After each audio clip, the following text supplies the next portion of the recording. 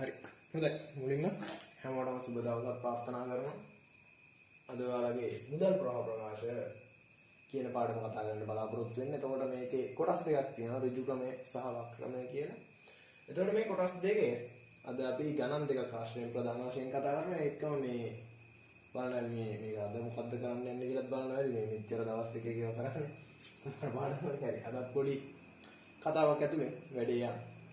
එතකොට මේ කියන්නේ කතාවට ඕන කරන දේවල් කිච්ච හැකියාව වල හින්දා මම ලියන්නම් ඔයාලට නම් ටික. එතකොට එහෙනම් අපි අද කතා කරන්නේ මුදල් ප්‍රවාහ ප්‍රකාශය. හරි. මුදල් ප්‍රවාහ ප්‍රකාශයේ ප්‍රධාන වශයෙන් කොටස් දෙකක් කිව්වම ඍජු ක්‍රමය සහ වක්‍ර ක්‍රමය. එතකොට අපි මුලින්ම කතා කරනවා ඍජු ක්‍රමය. දැන් ගොඩක් අපි හැමෝම හිතන් ඉන්නවා ඍජු ක්‍රමය ටික ලේසි කියලා. ඍජු ක්‍රමය ටික ඇත්තටම ලේසි. වක්‍ර ක්‍රමය පොඩ්ඩක් අර තියෙනවා. ඉතින් යම් කිසි දෙයක් අපි කොහොම හරි කතා කරගෙන යනවා. ප්‍රථමයෙන්ම මේක අපි දැනගන්න ඕනේ මොකද්ද මේක වෙන්නේ. දැන් මොන දේ ගන්න මොකද්ද මේක වෙන්නේ කියලා දැනගන්න ඕනේ දැන්. අපි හැම දෙයකම වෙන දේ දැනගෙන ඉන්නවා. දැන් ප්‍රධාන වශයෙන් අපි දැනගමු මොකද්ද මේක වෙන්නේ කියලා. මම මේ කාරණා පොඩි උදාහරණයක් එක්ක කතා කරනවා. ඔයාලා හැමෝම දන්නවා හැරි. හැරි දන්නවා. හැරි පොඩි කියලා හිටි කතාව එකක් පොඩි කාලේ ඉඳලා එයා ඉන්නවා. එතකොට මෙයා පොසු ව්‍යාපාරයක් කරන සමාගමක් විදිහට මෙයා පොසු ව්‍යාපාරයක් කරගෙන යන්නේ. දැන් මේ කණිමුද්දලේ සමාගම් කරන්න වෙන්නේ හිතන්න බෑ. මේ උදාහරණයක් විතරයි. හරි. මේ සෞලේ. එතකොට එයා ව්‍යාපාරයක් කරගෙන යනවා. එතකොට එයා කරගෙන යන්නේ කොසු ව්‍යාපාරයක්. කොසු උඩින් යන කොසු. එහෙමනේ. ඊළඟට තියෙනවා මේක ඇත්තටම කිව්වොත් මම මේක හිතුවේ මේ ලොරියක් කියලා. හරි. පේන මම ලියන ලොරියක් තියෙන්නේ. මහජනතාව කියලා කට්ටියක් ඉන්නවා. දැන් අපි බලමු මොකද්ද මේ වෙන කාරණාව කියලා. දැන් මුදල් ප්‍රවාහ ප්‍රකාශය. මුදල් ප්‍රවාහ ප්‍රකාශයක් කියලා කියන්නේ ළමයි ඇත්තටම වෙන්න ඕන මේක ඇතුළේදී මුදල් හා මුදල් සමාන දේ තියෙන ගනුදෙනු. හරිම කතාව කිව්වොත් මේක ඇතුළේ වෙන්න ඕන දේවල් මේක මොකද්ද වෙන්නේ අපි ඒක දැනගන්න මොනවද වෙන්නේ? මුදල් හා මුදල් සමාන දේ ගලා ඒම ගලා යාම. මුදල් හා මුදල් සමාන දේ ගලා ඒම සහ ගලා යාමයි වෙන්න ඕනේ. හරි. දැන් මහජනතාව ඉන්නවා. දැන් හැරි කරන වැඩේ තමයි මේ කොසු ටික ගන්නවා. ඕම් ගන්නවා දැන් ගියාය. ගිහිලා කොසු ටික ගත්තා. කොසු වල වටනාම මේ උඩින් යනවනේ. කොසු තුනම ලක්ෂයයි. මේ ගන්න දැන් එකපාර ලක්ෂයක් නැහැ. යාට යන අයට ගන්න. පොඩ්ඩක් බලන්න මොකක්ද කොහොමද ගත්තේ? කොහොමද ඒ පොසු ටික ගත්තේ? ණයට. ණයට. අපි මොකක්ද කිව්වේ මුදල් ගන්න මුදල් හා මුදල් සමාන දේ ගලා එන. ණයට හා ණයට සමාන දේ ගලා එන කියලා නෙමෙයි. මුදල් හා මුදල් සමාන දේ ගලා එන කියලා අපි කතා කරන්නේ. එහෙනම් මේ ණයට ගන්නවා කියන්නේ මොකද්ද මේ? ණයට ගද්දි මේ අපිට මුදල් එනවද? සාමාන්‍යයෙන් අපි ගිහලා ණයට ගත්තාම අපේ මුදල් ගිහිල්ලා. එහෙමද? දැන් ණයට ගත්තාම මුදල් දැන් නැහැනේ. අපි යාර මුදල් ගෙවන්න ඕනේ. එහෙනම් ණයට කියන දේවල් මේක ඇතුළට දාන්න පුළුවන්ද? බෑ. ඇයි බැරි? අපි යන්නේ මුදල් හා මුදල් සමාන දේ ගලා යෑමයි ගලා යෑමයි. ඒ කියන්නේ මුදල් හා මුදල් සමාන දේ එක්ක එන්න ඕනේ. එක්ක යන්න ඕනේ. යනවා කියන විදිහෙන් යන්නේ සල්ලි මෙහෙමයි. එක්ක ව්‍යාපාරයෙන් පිළිද යන්න ඕනේ. එක්ක එන්න ඕනේ. මේ ණයට කියන එහෙනම් මේ ණයට කියලා ගන්නේ අපි දානවද? අපි දානවා මුදල් ප්‍රවාහය. මේව දාන්නේ. මේක දාන්නේ. හැබැයි අපි කියලා මුදලට ගත්තොත් මෙහෙම එකක් කියනවා. නේද? හරි ගිහිල්ලා මේක මුදලට ගන්නවා. මුදලට ගන්නවා. මුදල් කියලා එකක්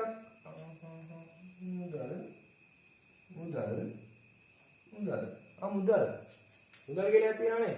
මුදල් ගන්න. එහෙනම් දාන්න පුළුවන්. මුදල් ප්‍රවාහයට මුදල් කියලා තියෙනවා නම් අපි දාන මුදල් හා මුදල් සමාන දේ තියෙනවා නම් මේක දාන්න පුළුවන්. මේක ප්‍රශ්නයක් නෑ. එයා ගත්තේ කොහොමද? එයා ගත්තේ මුදලට. එහෙනම් අපිට ඒක දාන්න පුළුවන්. මේක අවුලක් නෑ.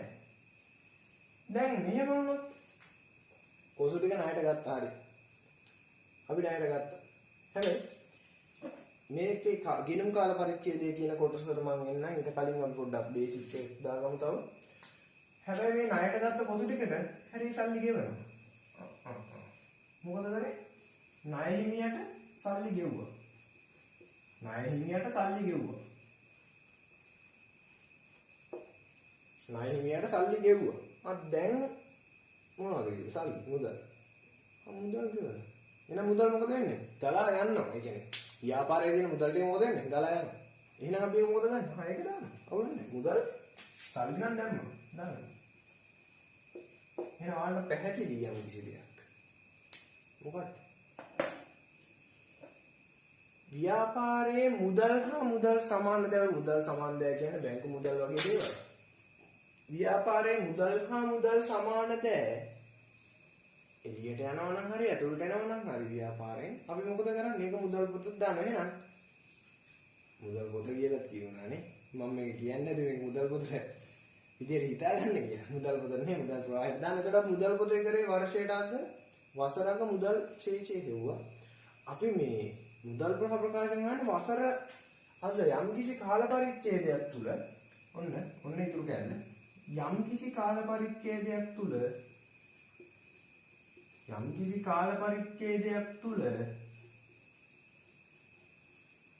සිදුවන මුදල් හා මුදල් සමාන දෑ ගලා යාම සහ ගලා යාම අතර වෙනස. යම්කිසි දවසක සිදුවන එහෙම නැත්නම් යම්කිසි කාල පරිච්ඡේදයක සිදුවන මුදල් හා මුදල් සමාන දෑ ගලා යාම හා ගලා යාම අතර වෙනස. මුදල් ප්‍රවාහය කියන්නේ එහෙනම් මේක ඇතුලේ මුදල් නොවන කිසිම දෙයක් තියෙන්න පුළුවන්ද? කොහෙත්ම නැහැ. එහෙනම් මේක ඇතුලේ මුදල් නොවන කිසිම දෙයක් තියෙන්න බෑ. හැබැයි මුදලින් හම්බුණා නම් ව්‍යාපාරයට මුදල් ආවනම් රුපියලක් හරි ආවනම් 750ක් හරි ආවනම් මේක ඇතුලට දාන්න ඕනේ. අනිවාර්යෙන් දාන්න ඕනේ. එහෙනම් බේසික් එක ඕක. මේක ඇතුලේ තියෙන්න ඕනේ මුදල් හා මුදල් සමාන දේ විතරමයි. ඒ කියන්නේ මුදල් හා මුදල් සමාන දේ නැති එකක්වත් මේක ඇතුලේ තියෙන්න බෑ. බේසික් එක ඔළුවට දාගන්න යම් කිසි කිනුම් කාල පරිච්ඡේදයක් තුල කියන කොටස මම කතා කරන්නේ. ඒක මෙන්න මෙහෙම දෙයක්. අපිට ගාන අහනවා නම් මේ ගාන අපි අහන්නේ 19.331කට. 19.331. බෝඩ් එකේ මම හිතනවා යට පේනවා ඇති කියලා. ඔප්පේ. 19.331. 19.331 කියන්නේ මොකද්ද? අවසාන දවස. එහෙනම් ආරම්භ වෙන්නේ 18:04යි. එතකොට මෙන්න මේ කියන කාල සීමාව තුල හොඳට අහගන්න. මෙන්න මේ කියන කාල සීමාව තුල අපිට වැඩක් නැහැ. ඒක ගිය අවුරුද්දට අදාළ වියදමක්ද මේ අවුරුද්දට අදාළ වියදම කිසිම දෙයක් වැඩක් නැහැ. මේ කාල සීමාව තුල නම් ඒක වෙලා තියෙන්නේ. මේ කාල සීමාව තුල නම් මුදල් ගිහිල්ලා තියෙන්නේ. මුදල් හා මුදල් සමාන දෙයක්. වලට බලපෑමක් ඇවිල්ලා තියෙන්නේ.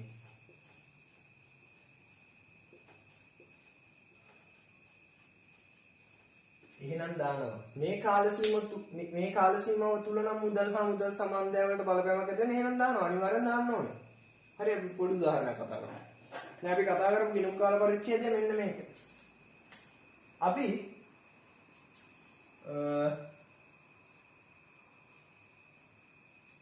පොඩි උදාහරණයක් බලමු මෙන්න මේ විදිහට.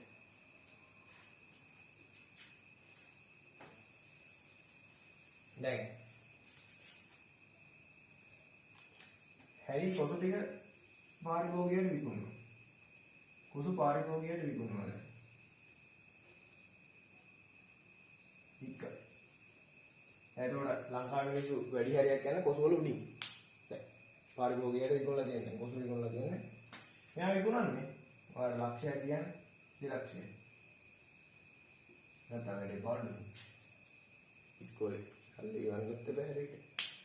ලක්ෂ 2යි. කොසුලි විකුණනවා ලක්ෂ 2කට. එතකොට මේක විකුණනවා කියලා හිතන්න ඔයා. මේක විකුණන්නේ 17.10යි එක දින. විකුණන්නේ ණයට.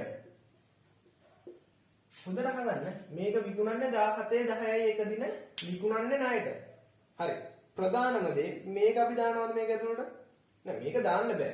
එක පළවෙනි හේතුව මේක විකුණලා තියෙන්නේ කොහොමද? ණයට. ණයට විකින්න අපිට දාන්න බෑ. දෙක මේකේ කාල පරිච්ඡේදය මොකද්ද? 17.10 කියන්නේ මේකට කලින්නේ. මේක වෙන්න බෑ. මේ 17.10 කියන්නේ මේ කාල පරිච්ඡේදය දාන්න. එහෙනම් ඒකත් දාන්න බෑ. ඒ හේතුව හින්දාත් ඒක දාන්න බෑ එහෙනම්. හැබැයි මෙහෙම වුණොත් මෙන්න මේ වික් එකට සල්ලි හම් වෙනවා. මේ වික් එක ලැබෙනවා. කවද්ද? 18.71. 18.71 ලක්ෂ දෙකක් ලැබෙනවා ණයගැතියන්ගෙන්. 18.71 මේ ණයට වික්ක ණයගැතියන්ගෙන් ලක්ෂ දෙකක් ලැබෙනවා. කවද්ද ලැබුණේ ළමයි? මේ කියන ගිණුම් කාල පරිච්ඡේදයේ 17.10 දාන්න පුළුවන්ද? දාන්න පුළුවන්. කිසි ප්‍රශ්නයක් නැහැ අයියේ. කාල පරිච්ඡේදය. ඒ කියන්නේ අපි හදන කාල පරිච්ඡේදයටත් අදාළයි. හම්බුනේ කොහොමද මුදලින්? මුදල් හා සමාන්දෑවට. හොඳට මතක තියාගන්න පොයින්ට් දෙකයි. එක අපි හදන කාල පරිච්ඡේදය තුල වෙන්න ඕනේ මේ මුදල් හා මුදල් සමාන්දෑ ගලා යෑම. දෙක අනිවාර්යෙන් ඒක මුදල් හා මුදල් සමාන්දෑ දෙයක් වෙන්න ඕනේ. එහෙම නැතුව ණයට කියන දේ මේකෙදි අදාළම නැහැ. හිල්ලකට මම කතා කරොත් නිකන් ෂෙයා. ඔය ෂෙයා කරනවා කියන්නේ මුදලින් එන එක. නෑ ෂෙයා කරනවා කියන්නේ මුදලින් එන එකක් නෙවෙයි. එතකොට ෂෙයා කියන දේ අපි දාන්නේ නැහැ. හරි. මං හිතනවා දැන් බේසික් එක හොඳටම පැහැදිලි කියලා. අපි පොඩ්ඩක් කතා කරමු මේ ක්‍රියාකාරකම් තුන ගැන. හරි. මම මේක වහන්න.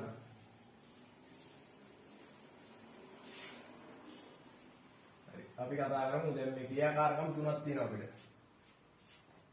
ක්‍රියාකාරකම් තුනක් කරන්න තියෙනවා. පළවෙනි එක තමයි මෙහෙයුම් ක්‍රියාකාරකම්. දෙවෙනි එක ආයෝජන ක්‍රියාකාරකම්. තුන්වෙනි එක මූල්‍ය ක්‍රියාකාරකම්. අපි මුලින්ම කතා කරමු එක මෙහෙයුම් ක්‍රියාකාරකම්. මෙහෙයුම් ක්‍රියාකාරකම්. අපි බලමු මොකද්ද මේක කියන්නේ කියලා. මෙහෙයුම් ක්‍රියාකාරකම්. මෙහෙයුමක් කියන්නේ අර PUBG ගහනවා රටක් තුවක්ව ගත්තා. මම යාවේ උදේ කාලේ ඔය ආපු කාලේ මුල් කාලේ මම උන් ගෙදර කාලේ ෆිල්ම් බැලුවේ. ඒක පස්සේ ගිහින් මේ ඒ වගේ මේ මෙහෙයුම් නෙමෙයි. හරි. මෙහෙයුම් ක්‍රියාකාරකම්. එතකොට මොකද්ද මේ මෙහෙයුම් ක්‍රියාකාරකම් කියන්නේ? දැන් හැරි උදාහරණයක් ගත්තොත් හැරි ප්‍රධාන වශයෙන්ම කරන මෙහෙයුම් මොකක්ද? කොසු අර ගන්නවා විකුණනවා. කොසු ගන්නවා විකුණනවා. ගන්නවා විකුණනවා. මෙහෙයුම් කියන්නේ මොකක්ද?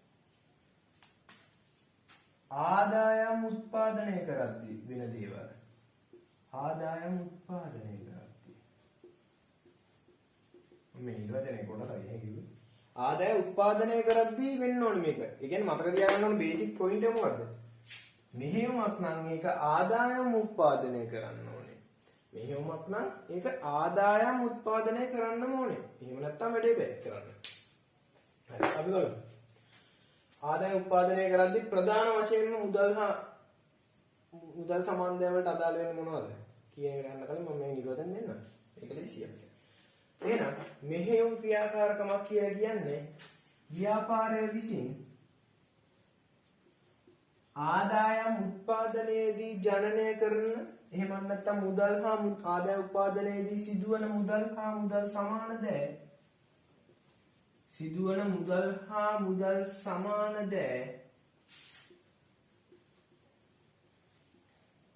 ආදායම් උත්පාදනයේදී සිදුවන මුදල් හා මුදල් සමාන දෑ ගලා යාම හා ගලා එම අතර වෙනස හා ආයෝජන හා මූල්‍ය ක්‍රියාකාරකම් නොවන දෑ ආයෝජන හා මූල්‍ය ක්‍රියාකාරකම් නොවන දෑ පොඩ්ඩක් හොඳට මතක තියාගන්නවා නිර්වචනය කරන්න ඇවිල්ලා තියෙනවා ඔයාගේ මෙන්න මේ කොටස අනිවාර්යෙන් තිබිය යුතුමයි ඔයාගේ නිර්වචනය තුල ආයෝජන හා මූල්‍ය ක්‍රියාකාරකම් නොවන දෑ ඒකම මෙන්න මේ කියන ආදාය උත්පාදනයේදී දායක වෙනවා කියන එක තියෙනවා මුදල් ගලා යනවා කියලා මේ විදි දන්නවා ඒක 아무තෙන් පාඩම් කරන්න දෙයක් නැහැ ආදාය උත්පාදනයේදී වැඩ වෙන්නේ දැන් හැරි කොහොමද ආදාය උත්පාදනය කරන්නේ එක්ක කොසු ගන්න මුලින්ම හැරිගේ ප්‍රධානතම ආදායම මොකද්ද කොසු විකුණන එක කොසු විකුණන එක එහෙනම් මොන විකුණුමද අපිට දාන්න පුළුවන් හොඳට මතක තියාගන්න බලන්න මෙහෙම මුදල් ප්‍රවාහය මොන විකුණුමද පුළුවන් ණයට විකුණුම් නෑ ණයට විකුණුම් බෑ ණයට නම් ණයට ගෑවිච්ච ගමන් ඒක අමතක කරන එක ඇතුළට යන්නේ නෑ මොන විකුණුම්ද අත්පිට විකුණුම් අත්පිට විකුණුම් යනවා එකක් හරි කියමු හරි අත්පිට විකුණුම් ගියා හරි කොහොම හරි අත්පිට විකුණුම් ගියා හරි ප්‍රශ්නයක් නැහැ තව මොනවද දැන් මේ ණයට විකුණක් දින ණයට විකුණුම් යන්නේ නැහැ ඒක ඇත්ත හැබැයි ඔය ණයට විකුණුපු එක ණයකට සල්ලි දෙන්න ඕනේ කවුද හරි. සාමාන්‍යයෙන් නිකන් දෙන්නේ නැහැ මේ ව්‍යාපාර. එහෙම ඒවා අඩුයි. ඒතකොට ඒ අනිවාර්යයෙන්ම සල්ලි ගෙනල්ලා දෙන්න ඕනේ. එහෙනම් කවදා හරි සල්ලි ගෙනල්ලා දෙනවා නම් ඒ ගිණුම් කාල පරිච්ඡේදය තුල ගෙනාපු සල්ලි ටික අපි මොකක් විදියට සලකන්නේ? මුදල් ප්‍රවාහයට දානවා. ණයකදී ලැබීම. මේ ප්‍රධාන මෙහෙම ක්‍රියාකාරකම් ටික. ඊළඟට ප්‍රධාන වියදම මොකද්ද මේකේ? ව්‍යාපාරය දරන ප්‍රධාන වියදම. එහෙම නැත්නම් හැරී දරන ප්‍රධාන වියදමද කොසු ගන්න එක. එහෙනම් අත්පිට ගන්න. මෙහෙම දුක් දෙන්න ඕනේ. අත්පිට ගන්න නැත්නම් මොකද්ද දෙන්නේ? ණයට ගත්තොත් ණය හිමිය බිහි වෙනවා. ණය හිමි ගෙවීම. ණය හිමි ගෙවීම.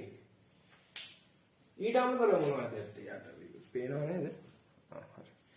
පේනවා. හරි. ඊට අමතරව මොනවද ඇත්තේ? දැන් මේ ප්‍රධාන හතරම ඔයාලට දකින්න හම් වෙන එක තැනකදී කොහෙද? ව්‍යාපාරයේ මේ ටික තමයි ඔයගේ දල්ලාභය තුල ඒවා හදන්නේ. ඔයා පුළුවන් තරම් මෙන්න මේවට සම්බන්ධ කරන දේවල් තමයි හදන්නේ. දල්ලාභය තුල මෙන්න මේ වගේ ටික. ඒතකොට මේ ප්‍රධානම දල්ලාභය දැනන්න යන බලපන් දේවල්. මම ඊට අමතරව මෙහෙම හුවොත් දැන් ඔය පරිපාලන වියදම් ටික. පරිපාලන වියදම් අනේ පරිපාලන මෙහෙම නෙමෙයි අපි දලන අපිට දාන්නේ ඒක ඊට පස්සේ ඇත්ත හිතෙන්න පුළුවන් ඒක ඇත්ත හරි හැබැයි පොඩ්ඩක් හිතලා බලුවොත් පරිපාලන වියදම් තුල ප්‍රධාන වශයෙන්ම තියෙන එක වියදම සේවක වැටුප් ගෙවන එක. දැන් අපි සේවකින්ට වැටුපක් ගෙවන්නේ. දැන් හරි දාගෙන ඉන්නවා මේකේ. කවද? සමායිනිය වැඩට. දැන් ඒතකොට සමායිනියට වැටුපක් ගෙවනවා. එයාට වැටුපක් ගෙවන්නේ නැයි හරි. ඒ විකුණුම් සිදු කරන්නනේ. අදාළ මෙහෙයුම කරන්න තමයි එයාට වැටුප ගෙවන්නේ. එහෙනම් පරිපාලන වියදම් හොඳට අවබෝධ කරගන්න. පරිපාලන වියදම් තුල තියෙනවා මොකද කරන්නේ? අපි දාන්න ඕනේ. පරිපාලන වියදම් වලින් මුදලින් මුදලින් ලැබුණ ටික පරිපාලන වියදම් විතරද? දැන් මේක ඇතුලේ තියෙන ෂෙයර් එක දාන්න එපා. ෂෙයර් දාන්න නැහැ. පරිපාලන වියදම් හා තව මොනවද වෙන්නේ? චුට්ටක් හිතන්න. චුට්ටක්. විකිණීමේ හා බෙදා හැරීමේ විකිණීමේ හා බෙදා හැරීමේ විකුණුමකුත් තිබ්බනේ විකුණුම් කරන මෙහෙම නේද? එහෙනම් ඒක නමේම තියෙනනේ විකිණීමේ හා බෙදා හැරීමෙත් අපිට ගන්න පුළුවන්. එහෙනම් බෙදා හැරීමේ වියදම අපි ගන්නවා මේකට. හැම එකම නෙමෙයි. අර නිකන් මේක කටපාඩම් කරන්න හදන්න එපා මේ දේ හැම වෙලෙම මම ඒක කියන්නේ. ඔයා පොඩ්ඩක් තර්කානුකූලව හිතන්න බලන්න. මෙහෙම කියන්නේ ආදාය උත්පාදනය. දැන් ඔය ඊට පොවන් තියෙන්න පුළුවන් මේ බෙදා හැරීමේ වියදම් වල මොකද්ද දුන්නට්ටමක් ඒ වගේ දේවල් සමහර ඒවා ගන්න අමාරුයි. මොකද දුන්නට්ටමක් කියලා කියන්නේ. මේ දුන්නට්ටමක් කියන්නේ මුදලින් දෙන එක නෙමෙයි. මුදලින් අපිට දුන්නට්ටම ලැබෙන්නේ හෝ නොලැබෙන්නේ නැහැ. ඒකට ඒව ගන්න බෑ. ඒ කියන්නේ ණයගැති සම්බන්ධව ටික ගන්න පුළුවන්. අරක ගන්න බෑ. මොකද හැබැයි ඒවා දෙන්නේ නැහැ අපිට. සමහර වෙලාවට වටින් දෙන්න පුළුවන්. මේක ඇතුලේ තියෙනවා මේ මෝටර තේෂය කරන එක. දැන් ඒව ගන්න බෑ. ඒව මුදල් ප්‍රවාහ නෙමෙයි. මම දැක්ක වක්‍රමෙන් කතා කරලා වක්‍රමෙන් කතා කරා. ඒතකොට පරිපාලන වියදම්. මෙන්න මේ ටික. මෙන්න මේ සෙට් එකෙන් එකතු වෙන ටිකට හරි අඩු වෙන ටිකට හරි අන්තිමට වෙන අගයට අපි කියනවා මෙන්න මේ ටික ගැළපිලා එන අවසාන අගයට අපි කියනවා මෙහෙයුම් ක්‍රියාකාරකම් වලින්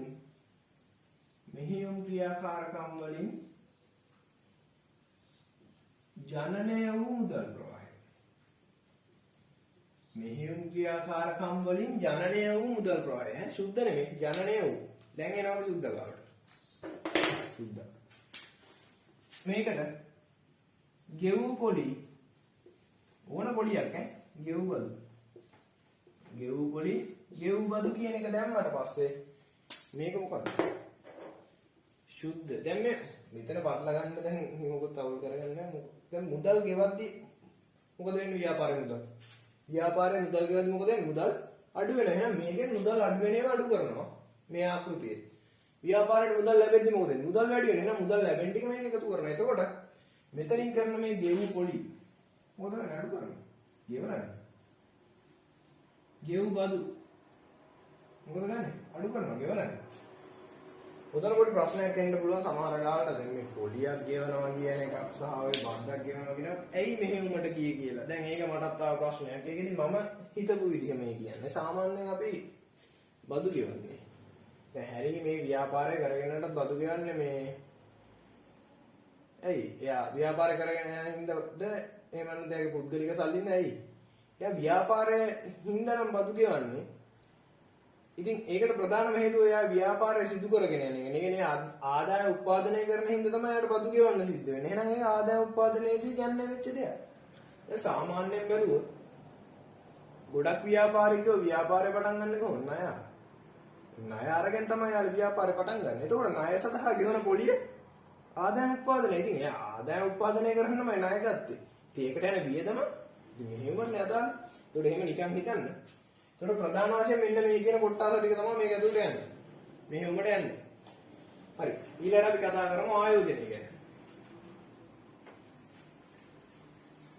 ආයෝජන ක්‍රියාකාරකම් ගැන අපි ඊළඟට කතා කරමු.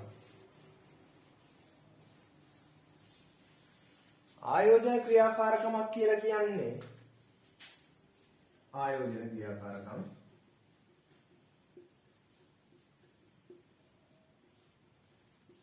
තමයි ආයෝජන ක්‍රියාකාරකමක් කියන්නේ හොඳට මතක තියාගන්න මෙන්න මේ කියන පොයින්ට් එක.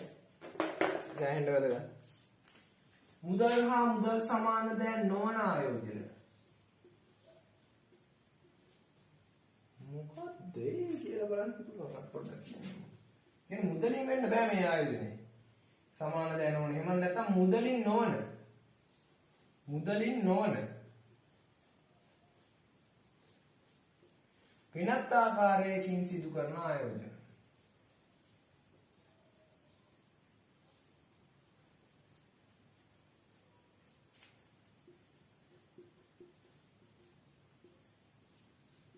වෙනත් ආකාරයකින් සිදු කරන ආයෝජන තුලින් සිදුවන මුදල් හා මුදල් සමාන දෑ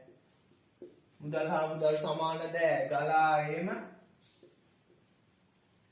මුදල් හා මුදල් සමාන දෑ ගලා ඒම හා ගලා යාම අතර වෙනසයි. මොන අපබ්‍රංශයක්ද මේ කිව්වේ? දැන් මෙච්චර වෙලා කිව්වා මුදල් හා මුදල් සමාන නැහැ එන්න ඕනේ. දැන් කියනවා මුදල් හා මුදල් සමාන දැනවන වෙනත් ආකාරයක ආයෝජනය. මේ මිනිහට විශ්ව සම්බන්ධ කියලා ඉදනක් තියෙන්නේ. මේ දන්නේ බා. මම මේ කිව්වේ මෙන්න මෙහෙම දෙයක්. මේක මුදලින් කරන ආයෝජනයක් වෙන්න බෑ. ඒ කියන්නේ ඔයා ගිහිල්ලා මුදල් ටික බැංකුවේ තැන්පත් කරන ආයෝජනයක් වෙන්න බෑ. ඔයා ගිහිල්ලා තව ව්‍යාපාරේ කොටස් ගන්නවා වෙන ආයෝජනයක් වෙන්න බෑ. මොකද ඒව කරන්නේ මුදලින්. හැබැයි දැන් මේ කියන එකත් මුදලින් තමයි කරන්නේ. හැබැයි ව්‍යාපාරෙට එන්නේ වෙනස් විදිහකට. ඒකයි වෙනස. ඊට අමතරව තව මොනවද වල ආයෝජන කරන්න යමද? සාමාන්‍යයෙන් ඉඩමක් ගන්නවා. වාගේ සල්ලි ටික ඉඩමක් ගන්න යොදවනවා. දැන් ඉඩමක් ගත්තාම ඒක මොන වගේ ආයෝජනද? ඒක මුදල් වලින් දේ ආයෝජනේ තියෙන්නේ. මුදලින් දේ ආයෝජනේ තියෙන්නේ. නෑ. මුදලින් නෙමෙයි ඉඩම තියෙන ආයෝජනයේදී. ඉඩම. එහෙනම් හොඳට මතක තියාගන්න මේ කතා කරනවා වගේ ජංගම නොවන වත්කම්. ඒ කියන්නේ ඉඩම් හා ගොඩනැගිලි වගේ දේවල්. ඉඩම් ගොඩනැගිලි මෝටර රථ වගේ දේවල් ජංගම නොවන වත්කම්. මිලදී ගැනීම හා විකිණීම ගැන විතරයි. මිලදී ගැනීම හා විකිණීම. එතකොට මිලදී ගන්න ප්‍රමාණය දැනගන්නත් ඕනේ, විකුණන ප්‍රමාණය දැනගන්නත් ඕනේ. හැබැයි මෙතන මතක තියාගන්න ප්‍රධාන පොයින්ට් එක මේක විකුණන්නත් ඕනේ මුදලට, මිලදී ගන්නත් ඕනේ මුදලට. ඒ වගේම මෙතෙන්දි මේ විකිණීම කියන්නේ ලාභය නෙමෙයි. විකුණක් දින ලාභය නෙමෙයි, සම්පූර්ණ විකුණුම් මිල. විකුණක් දින ලාභය නෙමෙයි, සම්පූර්ණ විකුණුම් මිල තමයි මේකේ අපි ගන්නෙ. හරි. ඊළඟට බලමු මූල්‍ය ක්‍රියාකාරකම්. මූල්‍ය ක්‍රියාකාරකමක් කියලා කියන්නේ මේ ගැන්දෙත් ඒක වෙනන්න මෙන්න මේ ලොරිය යන්නේ. දැන් මෙයාට බාණ්ඩ ගන්න ඕනේ ලොරිය. ඒ කියන්නේ එයා පොසු ටික ප්‍රවාහනය කරන්න යාට වාහනයක් නැහැ හින්දා එයා ලොරියක් ගන්න. එතකොට මේ ලොරියක් ගත්තාම මේක මොන ක්‍රියාකාරකමද? ආයෝජන ක්‍රියාකාරකමක්. හැබැයි මේක මුදලින් ගන්න ඕනේ. සහ අපේ කාල පරිච්ඡේදය අදාළ වෙන්න ඕනේ. හරි. මූල්‍ය ක්‍රියාකාරකම් කියලා කියන්නේ ව්‍යාපාරයේ අයිතිකාරයාගේ ණය සංයුතිය සහ හිමිකම් සංයුතියේදී සිදුවන ව්‍යාපාරයේ අයිතිකාරයාගේ ණය හා හිමිකම් සංයුතියේදී සිදුවන මුදල් හා මුදල් සමාන දෑ ගලා යාම සහ ගලා යාම අතර වෙනස. දැන් මේක අපබ්‍රංශයක් වගේ වෙන්නේ නැති චුට්ටක් මම නිකන් මෙහෙම කිව්වොත් ඔය ව්‍යාපාරිකයා ගත්ත බැංකු ණය ගෙවන එක පොලිය නෙමෙයි. බැංකු ණය ගෙවන එක ගෙවලා. ඒව දාන්නේ මූල්‍ය. ඊළඟට බැංකු ණය ගන්න එක ඒක දාන්නේ මූල්‍ය. සාමාන්‍ය කොටස් නිකුත් කරලා මුදල් ලබාගත් ව්‍යාපාරය ඒක දාන්නේ මූල්‍ය. අන්න ඒ වගේ. හැබැයි මෙන්න මේක හොඳට මතක තියාගන්න මූල්‍ය ක්‍රියාකාරකම් යටතේ සංචිත ප්‍රාග්ධනීකරණය කවදාවත් එන්නේ නැහැ. මම හේතුව පෙන්නන්නම් ගානක් හදද්දී සංචිත ප්‍රාග්ධනීකරණය දාන්නේ නැහැ. හොඳට මතක තියාගන්න මේකට සංචිත ප්‍රාග්ධනීකරණය මූල්‍ය ක්‍රියාකාරකමකට දාන්නේ නැහැ. මේ වෙද්දි තියරි ටික හරි. වක්‍රමේ ටික තියෙනවා. අනිත් තියරි ඔක්කොම හරි. හරි. වැඩි කතාවක් නැහැ දැන් එන අපි අපේ 2019 උසස් පෙළ ගන්න කතා කරලා ඍජු ක්‍රමයේ ඉවර කරමු. ඊට පස්සේ අපිට තියෙන වක්‍ර ක්‍රමය. අපි බලමු.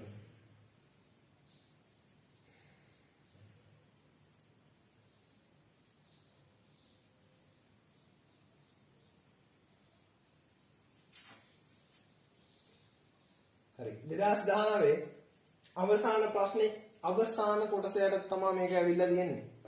ඔයාගේ මුදල් ප්‍රවාහ ප්‍රකාශය.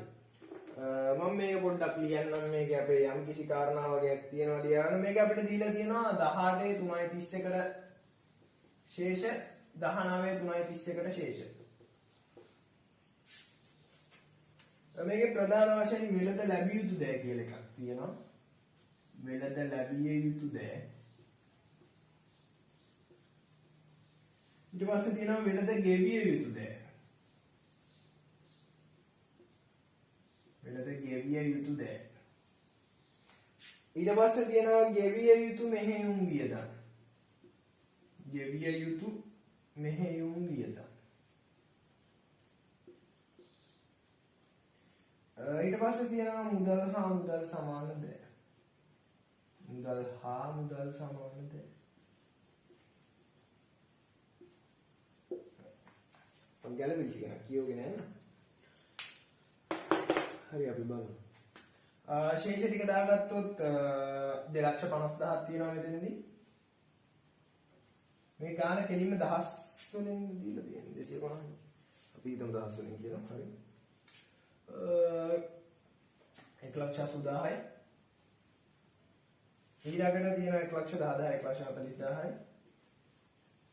ආරම්භයේ අවදානයක් ඊළඟට මෙහෙම දිනක් ආරම්භේ නැහැ අවසානයේ 15000යි. ඊට පස්සේ මුදල් වල අවසාන ශේෂය දීලා නැහැ අපිට හොයන්න කියලා කියනවා 1,20,000යි ආරම්භ ශේෂය. හරි ඒක රෝග තමයි මේ මූලිකව තියෙන කාරණා ටිකක් බලමු. පළවෙනි ගැළපෙන්නේදී අපිට කියනවා මෙන්න මෙහෙම. මේක සීමිත නිහාල් පොදු සමාගමකට ඔයා මෙතන උඩින් ලියනවා සීමිත නිහාල් පොදු සමාගමේ. මම ලියුව නැති එක. ලියන්න ඕනේ සීමිත නිහාල් පොදු සමාගමේ. සීමිත නිහාල් පොදු සමාගම. හරි. පළවෙනි ගැළපෙන්නම. මුලින්ම කියනවා 2019 3:31 දිනෙන් අවසන් වර්ෂය තුලදී මෙම සමාගම පහත ගන්දේ සිදුවේ. මෙම සමාගමේ පහත ගන්දේ සිදුවේ. ස්පේන්ෙන් ගන්න. වර්ෂය සඳහා මුළු විකුණුම් සහ මුළු ගැනුම් පිළිවෙලින් 1200ක් සහ 550ක් විය සියලුම ගැනුම් සහ විකුණුම් ණය පදනම මත සිදු කෙරේ. දැන් මෙතන ප්‍රධාන කතාව තමයි දැන් මේක යන්න ඕනේ අසම්පූර්ණ සටහන් එක්ක. ඒ කියන්නේ මේ අසම්පූර්ණ සටහනක් කියලා කියන්නේ ඔය අපේ ටීගින මේ තම සමාදේව දාලා දීලා නැහැ එච්චර මහලු දෙයක් නෙමෙයි. දැන් ඇත්තටම කිව්වොත් මේ සිස්ටම් එකට යනවා නම් දැන් මේ වෙළඳ ලැබිය යුතු දේවල් දීලා තියෙන ශේෂය බලන්නකො. වෙළඳ ලැබිය යුතු දේ කියන එකේ තේරුම මොකද්ද? ණය ගැති. දැන් මේ දීලා තියෙන්නේ ආරම්භක දවසට ණය ගැති ටික. ඒ කියන්නේ අපිට සල්ලි හම්බෙන්න තියෙන ටික. මේ දින අවසාන දවසට ණය ගැති ටික. ඒ කියන්නේ ඒ අපිට අවසාන දවසේදී ණයට දෙවිලා අපිට හම්බෙන්න තියෙන ණය ගැති ප්‍රමාණය. ඒ කියන්නේ අපිට හම්බෙන්න තියෙන සල්ලි ප්‍රමාණය. ඒතකොට මේ දෙක අතර වෙනසේ මෙන්න මෙතනින් තියෙන වෙනස ඇතුළ මෙන්න මේ තියෙන වෙනස ඇතුළේ අනිවාර්යයෙන්ම මුදලින් ලැබුණ ප්‍රමාණයක් තියෙනවා. මුදලින් ලැබුණ ටිකක් තියෙනවා. එහෙනම් අපි යන ගමන තමයි දැන්. මෙන්න මේ ටික ඇතුලේ මුදලින් ලැබුණ ටිකයි අපි හොයන්න ඕනේ. ඒක හරි ලේසි ඇත්තටම අපේ නිකන් දිත්ත සටහන් දැන් ඔය තියෙන්නේ. අපි පොඩ්ඩක් ඕකටත් අපේ ගිනිපු ටික ගහගමු. වෙලද ලැබිය යුතු දේ මේ විදිහට තමයි අපි යන පෙර වැඩේ කරන්න. හැම වෙලේම ගාන උත්තරේ කොහොම ගත්තත් කවන්නවා පෙර වැඩේ කරන්න අනිවාර්යෙන්. මොකද පෙර වැඩේ ලකුණු හම් වෙනවා. උත්තරේ හදිසියෙ මෙතන දාද්දි හරි වැරදුනොත් හරි ඊට ඔය අන්තිම ගානනේ. සමහර වෙලාවට ටයිම් එක මදි වෙලා තියෙද්දි ගාන දාගෙන යද්දි මෙතන දාන්න ගාන මෙතන තියෙන ගානට සමාන නොවුනත් ඔයා මේ පෙර වැඩේ පිළිවෙලට කරලා දෙනවනේ එතෙන්ට ලකුණු ටික දෙනවා. ඒකට පෙර වැඩ වලට ලොකු අවධානයක් යොමු කරන්නේ ගිණුම් කරන්නේදී ඊළඟට වෙල්ද කියවිය යුතු දේ.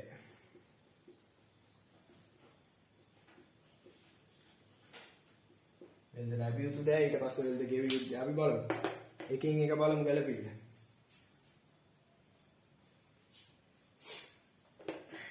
මේකේ තියෙනවා අපේ වෙල්ද ගෙවි විද්‍යාව වල ආරම්භක ශේෂය තියෙනවා නම් 1,80,000. වෙල්ද ගෙවි විද්‍යාව කියන්නේ ණය ගැති. ඒ කියන්නේ ඒක ජංගම පත්කම. පත්කම් වැඩි වීම හරිය 1,80,000යි. මේක දහස් වලින් දීලා තියෙන්නේ නේද? 1,80,000යි. අවසාන ශේෂය කියලා දීලා තියෙනවා 2,50,000 අපි එක ශේෂය පර්ගිය පැත්තෙන් දාගන්න. 2,50,000. එමෙ ඇයි ශේෂය පර්ගේම දාන්නේ මෙතන? ඇයි අපිට ඊගේ දාලා හදන්න බැරි? දැන් නිකන් මෙහෙම හිතන්නකෝ. අපි ශේෂය පර්ගේ කියන තැනදී මෙතෙන්දි දැම්මහම මෙන්න මේ අගය බැර ශේෂය හර ශේෂයත් එක්ක සමාන වෙනවා. මම ඒක පොඩ්ඩක් පෙන්නන්නම් පැහැදිලි කරලා. ඒකයි පර්ගේ හැම වෙලේම දාන්නේ අවසානයේකට පර්ගේ දාලා ඔය අසම්පූර්ණ සටහන හොයන්න ඒකයි. පළවෙනි ගැළපිල්ල කියන්නේ මුළු විකුණුම් සහ මුළු ගැණුම් පිළිවෙලින්. දැන් මුළු විකුණුම් කියන 1200ක් තියෙනවා. දැන් විකුණුම් කියන්නේ මොන ගිණුමක්ද? විකුණුම් නම් හරි විකුණුම් කියන්නේ ආදායම වෙනවා ආදායම වැඩි වෙන බැර. ණයට වික්කින්දා මේක ඔක්කොම ණය පදනම මත කියනවා ණයට වික්කින්දා ණය ගැති වැඩිද වෙන්නේ අඩුද වෙන්නේ? ණය ගැති වැඩි වෙනවා. ණය ගැති වැඩි වීම එන හර. විකුණුම් ගේ 1200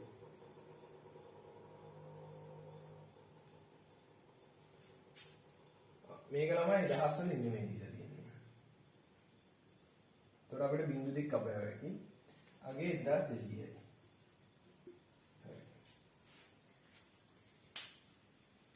ඊළඟට ගැණුම් වලත් අපි මේ ටික දාගෙන යන්න ලේසි. ගැණුම් වල ආරම්භක ශේෂය තියෙනවා. ආරම්භක ශේෂය තියෙනවා 1,40,000. දැන් ඒතකොට ගැණුම් කියන්නේ වක්කීම් ගිණුමක් වක්කීම් වැඩි වීම බැර වක්කීම් අඩු වීම හර. එතකොට ශේෂය පර්ගේ දා ගන්න ඕනේ අපි. ශේෂය පර්ගේ තියෙනවා 110ක් හරිය. ඊළඟට වර්ෂය තුල ගැණුම් තියෙනවා මේකේ ණයට ගත්ත ප්‍රමාණය 550යි. ගැණුම් කීයද? 550යි. ණයට ගත්තාම මොකද වෙන්නේ? ණය වැඩි වෙනවද අඩු වෙනවද? වැඩි වෙනවා. එහෙනම් මේක බැල. ගැණුම් 550. අපි බලමු ටික. මේකේ දෙවෙනි ගැළපිල්ල මෙහෙම දෙයක් කියනවා. වර්ෂය තුලදී ණයගැතියන්ට ලබා දුන් මුදල් වට්ටම 30000කි. වර්ෂය තුලදී ණයගැතියන්ට ලබා දීලා තියෙන මුදල් වට්ටම 30000 කියන්නේ අපිට හම්බෙන්න හිටිය ණයගැතියන්ට අපි වට්ටම දුන්න 30000 කියන්නේ. දැන් ඔයාගේ යාළුවෙක් ඉන්නවා ඔයාට රුපියල් 500ක් දීලා තියෙනවා. යාළුවගේ හොදගම් මත දැන් අවුරුද්දකට කිට්ටුයි 500 දිහා රුපියල් 5ක්වත් තාම දුන්නේ නැහැ. මෙහෙම කියනවා යාළුවට දැන් සල්ලි හදිස්ති.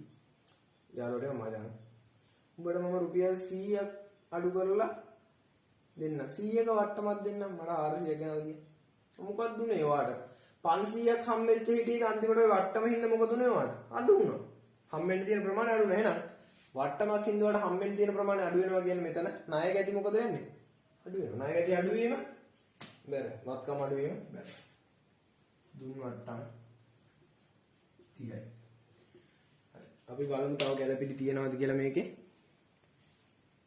අපි බලමු. මේකේ තියෙන ගැළපිලි තව තියනවා නම් ඉන්න බලන්න. මේකට අදාළව නෑ. තව තොගයට අදාළව මේකේ ගැළපිල්ලක් නෑ. දැන් අපිට පුළුවන් මේ ගන්න හදලා ඉවර කරන්න. හරි. අපි බලමු එක තුන් ටික වැඩි පැත්ත එකතු කරන්න. 1380යි 1380යි මෙන්න මේ වෙනස මොකද්ද මේ? දැන් සාමාන්‍යයෙන් ණය ගැති අඩු වෙනව නේද මුදල් ගෙවද? හිටිය ණය ගැතිව අවිල මුදල් ගෙවුවා මේ ණය ගැතියගේ අඩු වෙනවා. ණය ගැතියගේ වැඩිවීම හරනම් අඩුවීම බැර එහෙනම් මේ වෙනස මොකද්ද? ණය ගැති ගෙවීම, ණය ගැති ලැබීම. ණය ගැති ලැබීම. බලන්න වෙනස. 280ක් තියෙනවා කියන්නේ මෙතනින් 280 කියන්නේ 1100ක්. 1100ක් මුදල් ලැබිලා තියෙනවා. අපි පොඩ්ඩක් මේක බැලුවොත් ළමයි මෙන්න මේ ශේෂයපගේ කතාව පොඩ්ඩක් අයින් කරලා දැන් මේ මෙතන බලන්න. මෙන්න මේක දාන්නේ නිකන් නෑ අපි දැන් මේක ඇත්තටම අපි එකතු නැහැ නම් මේක කොට අයින් කරලා බලමු. 1380යි 1130යි. තව කීයක් හම්බෙන්න තියෙනවද කියන්නේ මේ බලන්න. හර පැත්ත එකතුව 1380යි. පැර පැත්ත එකතුව 1100යි. තව කීයක් හම්බෙන්න තියෙනවද? තව 250ක් හම්බෙන්න ඕනේ. තව 250ක් හම්බෙන්න ඕනේ. එහෙනම් මේ 250 කියන්නේ මොකද්ද? අපිට හම්බෙන්න තියෙන ගාන. ඒ කියන්නේ අපේ ණය ගැති ශේෂය ඉදිරියට යන ගාන. ඉදිරියට යන වැඩි පැත්තෙන් ශේෂය ඊගේ 250යි. දැන් අපි මේක සමාන මේ ශේෂය පල්ගේ මේ පැත්තෙන් දාන හින්දා 250 මොකද උනේ? මේකට සමාන වුණා මේ. මෙන්න මේ එකතුවට සමාන වෙනවා. ඒක අපි ශේෂය පල්ගේ පැත්ත දාලා හොයන්නේ. වැඩේ ලේසි හින්දා. ණය ගැති ලැබීම. ණය ගැති ලැබුණාම මුදල් මොකද වෙන්නේ? වැඩි වෙනවද අඩු වෙනවද? මුදල් වැඩි වෙනවා. ණය ගැති ලැබීම හින්දා මුදල් වැඩි වෙනවා. එහෙනම් එකතු කරනවා. ණය ගැති ලැබීම 1000. ඊළඟට අපි ණය හිමි ගිණුම ශේෂ කරමු 690යි වැඩි පැත්ත 690යි 690 110ක් ගියාම ගියද ළමයි 580යි. ඒක මොකද්ද මේ මුදල් ලැබීම. සමහර මුදල් ගෙවීම 580යි මුදල් ගෙවීම. මුදල් ගෙවුවා මොකද වෙන්නේ? ව්‍යාපාරයේ මුදල් අඩු වෙන නේද? මුදල් අඩු වෙනවා කිව්වා අඩු වෙනවා. ණය හිමි ගෙවීම ඊයේ 580 අඩු වෙනවා. හරි. අපි ප්‍රධාන ගැළපිල්ලක් ඉවරයි මේ වෙද්දි. අපි බලමු අපේ ඉතුරු ගැළපිල්ල. බලමු අපි.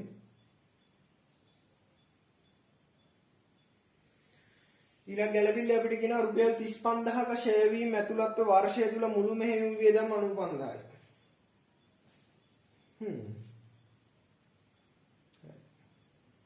දැන් අපිට තව ටී ගිණුමක් දාලා මේ මෙහෙයුම් වියදම් කතාව කරන්නයි තියෙන්නේ. අපි කරමු.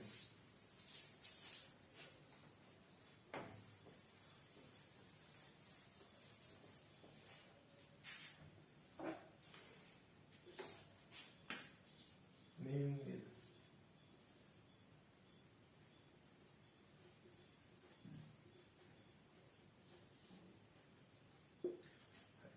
ගෙවිය යුතු මෙහෙයුම් වියදම්. ගෙවිය යුතු මෙහෙයුම් වියදමක් කියලා කියන්නේ මොන ගිණුමක්ද? සාමාන්‍ය වක්කීම් ගිණුමක්.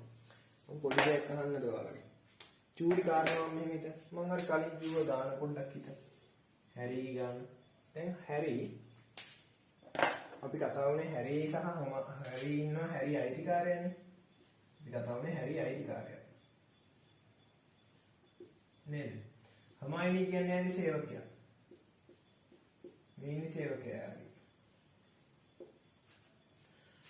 වර්ෂය තුල සේවකයාට මෙයා ගෙවන්න ඕන රුපියල් 50000. මම මොකද ගෙවන්න ඕනේ? හොඳට අහගන්න වෙන්න මේ කාරණාව.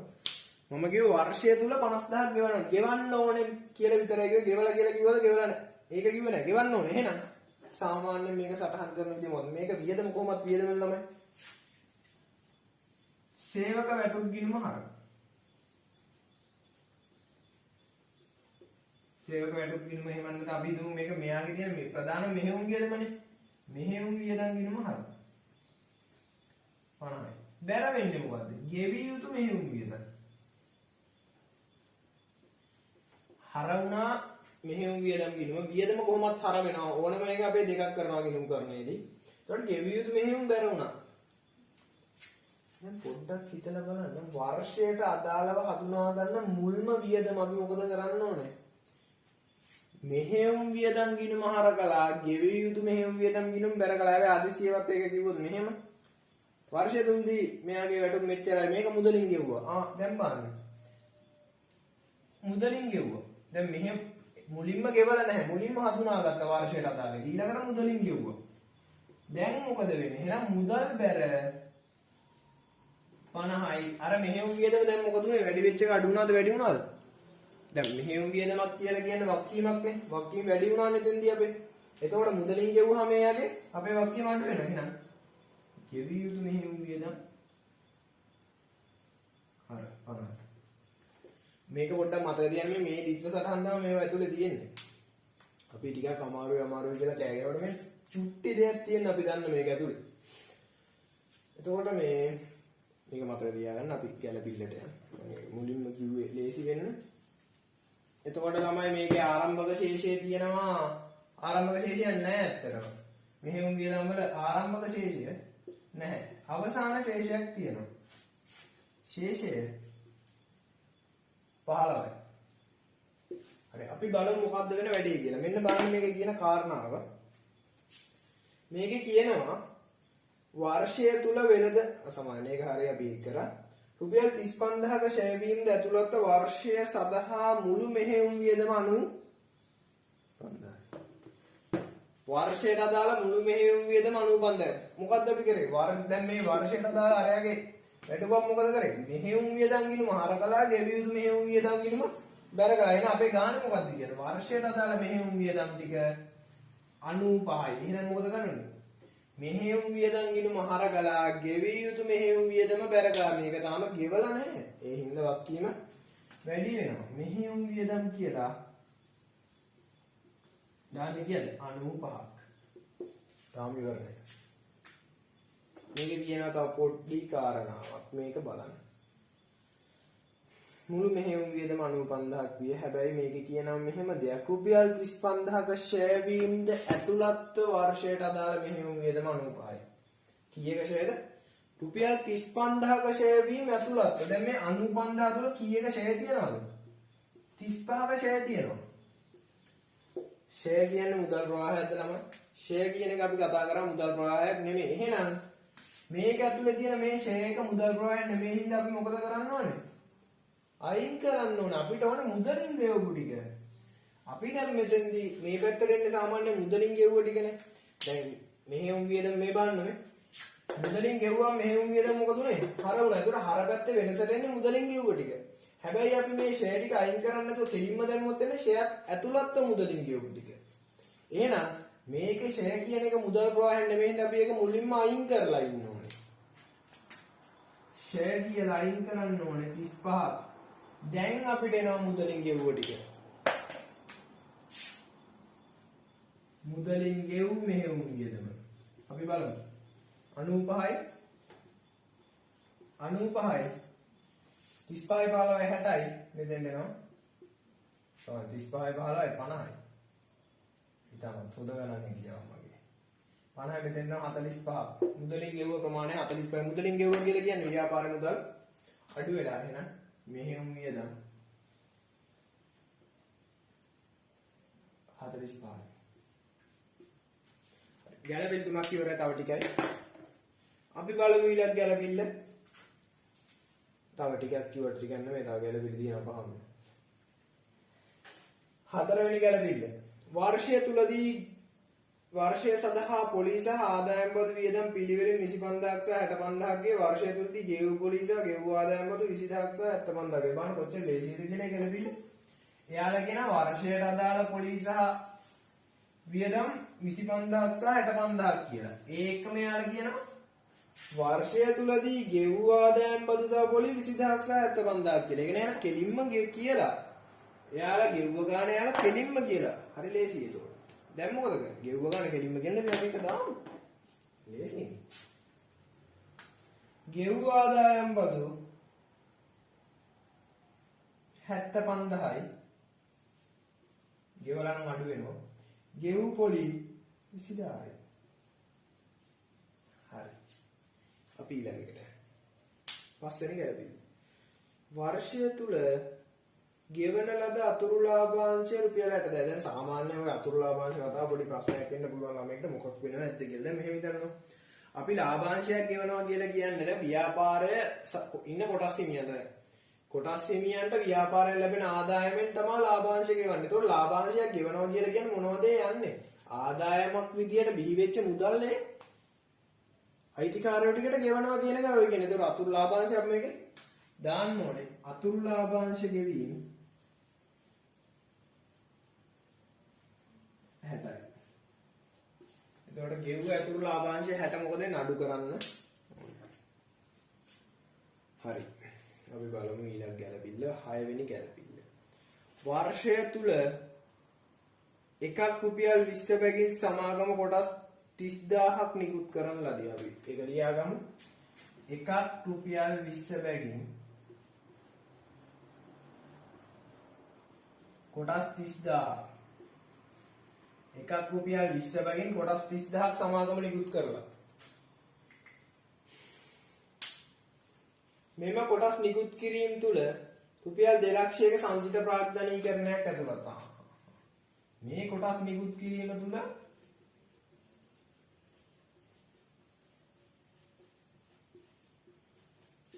රුපියල් 2 ලක්ෂයක සංචිත ප්‍රාග්ධනීකරණයක් ඇතුළත්.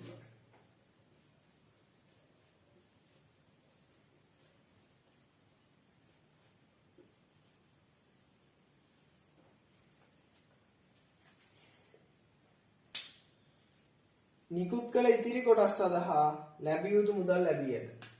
ඒ කියන්නේ මුදල් ලැබිලා ඉතුරු වෙයි. හරි. මම පොඩ්ඩක් චුට්ටකට ගැලපිල්ල පොඩ්ඩක් තියලා මොකද්ද මේ සංචිත ප්‍රාග්ධනීකරණය කියලා කියන්නම්කෝ.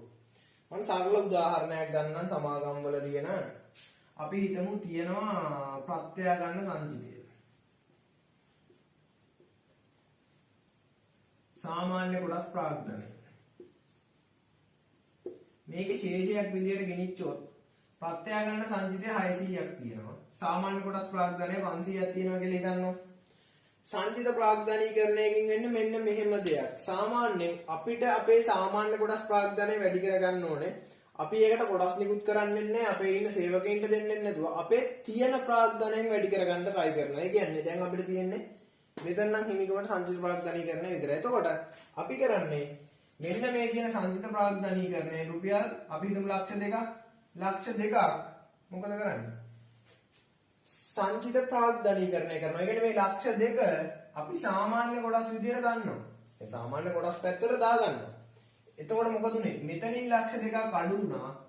මෙතෙන්ට ලක්ෂ 2ක් එකතු වුණා. බලන්න වෙනසක් තියනවද? 700යි 400යි 1100 නේද? දැන් මේ ගැළපිල්ල නිසා මේ වගේ දේවල් සංචිත ප්‍රාග්ධනීකරණය දැරුවොත් ditth සටහන විදුත් හරි ලේසි බලන්න. ditth සටහන වෙන්නේ මොකද්ද? දැන් ප්‍රත්‍යය ගන්න සංචිත කියන්නේ හිමිකමක්. හිමිකම් වැඩිවීම බැරන්නේ දැන් මේ ප්‍රත්‍යය ගන්න සංචිතේ මොකද උනේ සංචිත ප්‍රාග්ධනීකරණය හින්දා අඩු වුණා. එහෙනම් හිමිකම් අඩුවීම හර. ඒතකොට ප්‍රත්‍යය ගන්න සංචිත කියනම හර.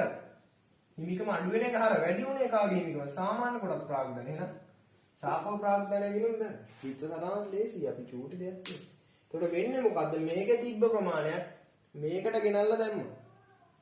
වෙනසක් වුණා. දැන් ආරම්භයේ තිබ්බ ශේෂ දෙක එකතු වෙලා 2100. අවසානයේ එකතු වෙන්නේ මේ 1100. අන්න ඒකයි. කිසි වෙනසක් නැහැ. අර සින්දුවද? තාමත් කිසි වෙනසක් නැහැ. ඒකට අන්න ඒ වගේ කිසිම වෙනසක් නැහැ මේක ඇතුලේ. ඒ හින්දා තමයි අපි ඒක දාන්නේ නැත්තේ. හරි. දැන් අපි මේක ගැලපිලි බලමු. හරිද? අපි නිකුත් කරපු කොටස් ටික කීයද? එකක් රුපියල් 20 බැගින් කොටස් 30000ක්. ඒතකොට 30000 වැඩි කරනවා 20ෙන්. 30000 දෙකෙන් වැඩි කරලා බිංදුවක් දාන්න. 30000 දෙකෙන් වැඩි කරාම 60000යි. 20ෙන් වැඩි කරනොත් තව බිංදුවක් දාන්න. ඒ කියන්නේ 6 ලක්ෂය.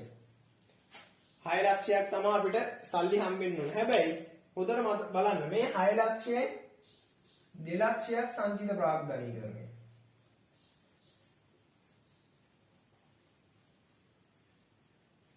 එතකොට මේ 2 ලක්ෂයම අපේ මුදල් ප්‍රවාහයක් නෙමෙයි. එහෙනම් අපේ මුදල් ප්‍රවාහයක් වෙන්නේ කීයද? 4 ලක්ෂ.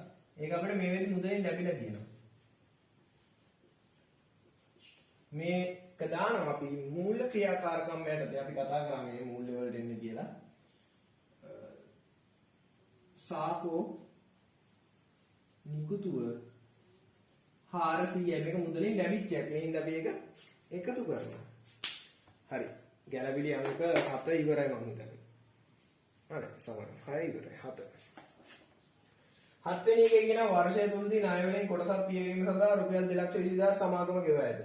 ඒක ඇත්තටම ලේසි. ණය පියවලා කියන්නේ දැන් අපි මේ මූල ක්‍රියාකාරකම් වල දන්නේ ණය සංයුතය හිමිකම් සංයුතය කියලා අපි කතා කරනවා. එතකොට ණය පියවලා කියන්නේ ණය සඳහා මුදල් ගෙවලා. කීයක් ගෙවලාද? ණය ගෙවීම 220ක් ගෙවලා මුදල් මොකද වෙන්නේ? අඩුයි. ඊළඟ එක. 8 වෙනි එක. අවසාන ගැළපිල්ල. 2018 4/1 දින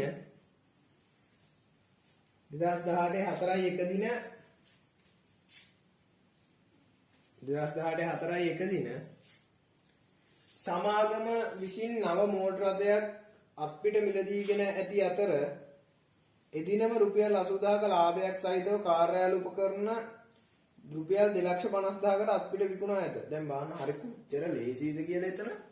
මේ අත්පිට වික්ක ගන්න කෙලින්ම කියන අත්පිට වික්ක කීයද? 250කට. දැන් ඒක අපිට කෙලින්ම දැම්මම මෙතන. කාර්යාල උපකරණ විකුණු 250යි. හරි. අපි බලමු ඉතුරු ටික එහෙනම්. මේක කියන්නේ මෙහෙම දෙයක් 18/4 දී නව මෝටර රථයකුත් අරගෙන යන්න මේ කාරණා ලියා ගන්න නිකන්. 18/4 මොකද්ද වෙලා තියෙන්නේ? නව මෝටර රථයක් අරන්. නව මෝටර රථයක් අරන්. 18/4 දී නව මෝටර රථයක් අරගෙන. ඊට පස්සේ මේක කියනවා 2,50,000ක ලාභයක් සහිතව අත්පිට මුදලට විකුණා ඇත. මෙම ගනුදෙනුව හා ෂෙයාර් වල සුද්ධ ප්‍රතිඵලයක් ලෙස දේපල පිරියත උපකරණවල ධාරණ වටිනාකම 2,50,000යි. දේපල පිරියත උපකරණවල ධාරණ වටිනාකම 205යි. මෙච්චරයි කියන්නේ. මම මෙන්න මේ ධාරණ වටිනාකම සම්බන්ධ පොඩි කතාවක් කියන්නම්. මේක මේ මට තිබ්බ පෙරලිකාවක්. මොකද සමහර ප්‍රශ්න වල පිළිවෙලක් දෙනවා, සමහර ප්‍රශ්න වල ධාරණ වටිනාකම දෙනවා. මොකද්ද මේක වෙනස කියන එක ආව ප්‍රශ්නයකට හම්බෙච්ච උත්තරේ මම කියන්නම්. දැන් සාමාන්‍යයෙන් ළමයි අපි ෂෙයාර් දිත්ත සටහන් දෙකක් තියෙනවා. අපිට ෂෙයාර් දාන්න පුළුවන් දිත්ත සටහන් දෙකක් තියෙනවා. පළවෙනි එක තමයි ෂෙයාර් ගිණුම හර ෂෙයාර් වෙන් කිරීම ගිණුම බැල. දෙවෙනි විදිහ තමයි ෂෙයාර් ගිණුම හර දේපල පිළියෙල උපකරණ ගිණුම එහෙම නැත්නම් අදාළ වත්කම් ගිණුම බැල.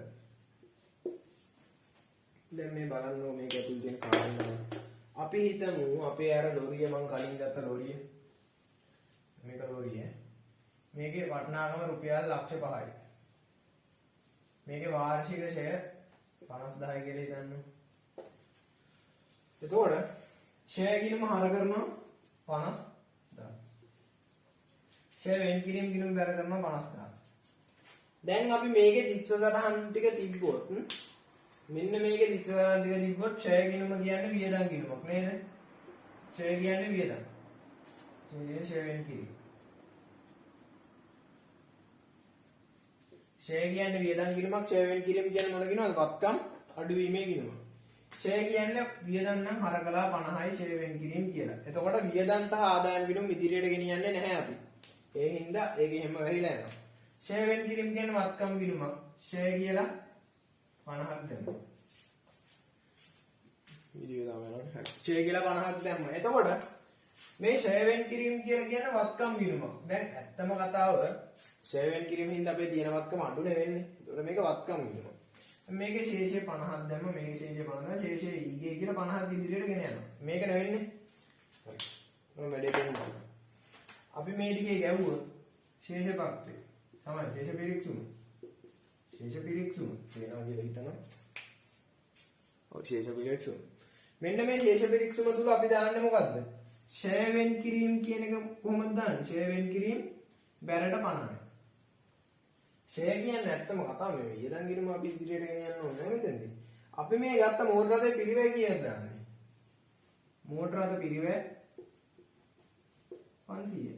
පොඩ්ඩක් හොඳට බැලුවොත් මේ ගැළපිල්ල තුල හොඳට බලන්න මෙන්න මේ කියන පළවෙනි සිස්ටම් එකට අපි දැන් මේ යන්නේ. පළවෙනි සිස්ටම් එක තුල මෝටර රථ ගිණුම ගැව්වොත් ඒකේ පිරිවැය විදියට ශේෂය තියෙන 500යි. ඔයාලට පේනවා 500යි. එතකොට තව මේකට මෝටර රථයක් එකතුනේ නැත්තම් සහ තව මෝටර රථයක් ඉවත් කරේ නැත්තම් මේ පිරිවැය අඩු වෙන්න හෝ වැඩි වෙන්න දෙයක් බලපානවද? නැහැ. හොඳට මතක තියාගන්න ඔයාගෙන් මේක ඇතුලේ අහන්න පිරිවැය දීලා නම් දීපල ප්‍රියත උපකරණ ගැලපෙලා ඒක දෙන්න මෙන්න මේ පළවෙනි සිස්ටම් එකට. එතකොට මතක තියාගන්න ඕන ප්‍රධානම කාරණා ඔයාලට ගාන තියෙන පිරිවැයට නම් මෙන්න මේක පිරිවැයට නම් මේක ඇතුලේ ෂෙයා දාන්න බෑ. ෂෙයා දාන්න බෑ මොකද ෂෙයා යන්න වෙනවා ෂෙයා වෙන් කිරීම ගිණුමකට. එතකොට මේක ඇතුලේ ෂෙයා එන්න බෑ ඔයාලට පිරිවැය නම් දීලා තියෙන්නේ. හොඳට මතක තියාගන්න. මේ ගැලපිල්ලෙන් නම් වැඩ යන්නේ පිරිවැය යන්නේ පිරිවැය කියන්නේ මේක ඇතුලේ ෂෙයා දාන්න ෂෙයා අපි වෙනම දාන්න ෂෙයා වෙන් කිරීමක් විදියට. එතකොට මේක ඇතුලේ වැඩි වෙන්න බලපාන්න පුළුවන් එකම ගන්දෙන් ටික තව මෝටරට මිලදී ගැනීම. ඒ වගේ ප්‍රත්‍යා ගන්න ලාභයක් ආවොත් මේ මොකක වැඩි වෙන්න බලපාන්න පුළුවන් එක මෝටරට ඉවත් කිරීම එක්ක ප්‍රත්‍යා ගන්න ලාභය. හරි. මම දැන් කියන්නම් දෙවෙනි සිස්ටම් එකේ තමයි. දැන් බලන්න දෙවෙනි එක. ඇත්තටම ධාරණ වටනාගම කීයද මේ ගිණුම් කාල පරිච්ඡේදය අවසන් වෙද්දී 450යි. අපිට අරගේ 450 ශේෂ වෙනවා මට ඔයගොල්ලෝ දැන් පෙන්නන්න බැරි වුණා ඒක. ෂෙයා ගිණුම හර 50යි. අදාළ දීපල පිළියෙත උපකරණ ගිණුම් බැර 50යි. මේ බලන්න මොකද්ද මේක වෙන්නේ කියලා. ෂෙයා කියලා කියන්නේ පුතේ කොහොමද වියදමන්නේ? ෂෙයා ගිණුම හර. ෂෙයා ගිණුම හර 50යි. මොනවද කියන්නේ? දීපල පිළියෙත උපකරණ කියලා. අදාළ මෝටර රථ ගිණුම ශේෂය තියෙනවා 500ක්. දැන් මොකද උනේ? දීපල පිළියෙත උපකරණ බැර. ඒ කියන්නේ ෂෙඩි කොහෙටද දැම්මේ? දීපල පිළියෙත උපකරණ වලට ෂෙයා දැම්මා 50යි. දැන් බලන්න එන අගය කීයද? 500යි 500යි ශේෂයේ ඊගේ 450. මේ මොකක්ද ආවේ? ධාරණ. එහෙනම් මේක ධාරණ අගය. දැක්කද? එහෙනම් ඔයාගේ ශේෂ පිරික්සුමේ තුල ධාරණාගය කියලා කියන්නේ මෙන්න මේ වගේ තියෙනවා. ඒ ධාරණාගය තියෙනවා නම් ඒ ඉන්න ඕන ගැලපිල්ලේ. අද මේක මොකද්ද? මෙන්න මේ කියන දෙවන විදියට අපි ෂෙයා ගන්නය කරන්නේ. දෙවන විදියට ෂෙයා ගන්නය කරනවා නම් මෙන්න මේ කියන ධාරණාගය එනවා. එතකොට මතක තියාගන්න ඕන කාරණාව අපිට ගානේ පිරිවැය නම් දීලා තියෙන දීපල පිරියතු උපකරණවල අපිට ෂෙයා දාන්න බෑ. මොකද ඒ යන්නේ මේ සිස්ටම් එකට. හැබැයි අපිට දීලා තියෙන ධාරණ වටනාකම නම් ෂෙයා යනවා. මොකද ඒක දීලා තියෙන මේ සිස්ටම් එකට. මම හිතනවා පැහැදිලි කියලා. එහෙනම් අපිට මේකේ ඇවිල්ලා තියෙන ධාරණාගය නම් ඒක දීලා තියෙන්නේ ෂෙයා ගිණුම හර දීපල පිරියතු උපකරණ බැර කියන සිස්ටම් එකට. පැහැදිලි කියලා මම හිතනවා. හරි. අපි බලමු දැන් ගැලපෙන්න.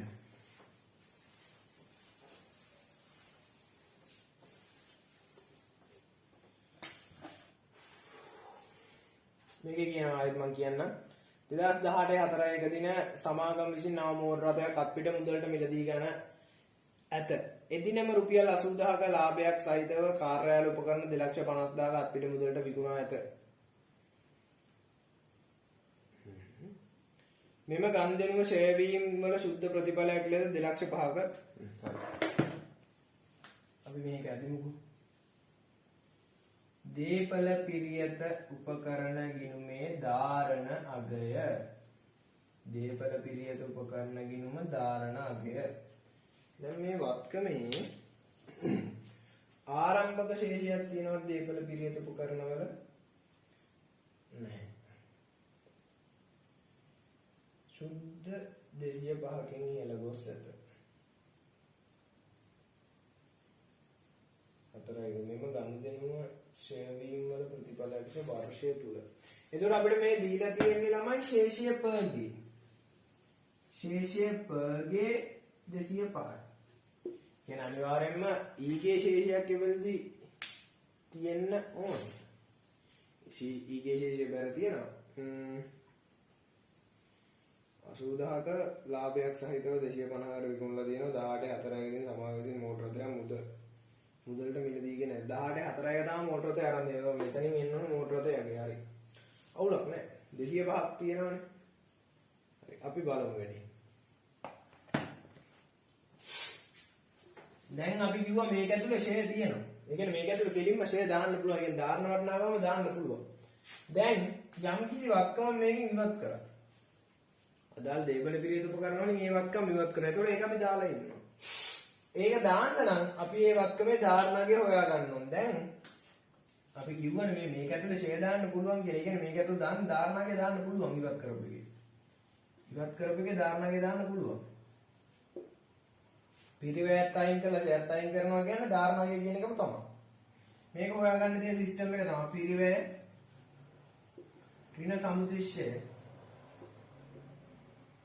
එතකොට එන්නේ උත්තරේ මොකක්ද? ධාරණ අගය. විකුණුම් වටිනාකම ලාභය 80.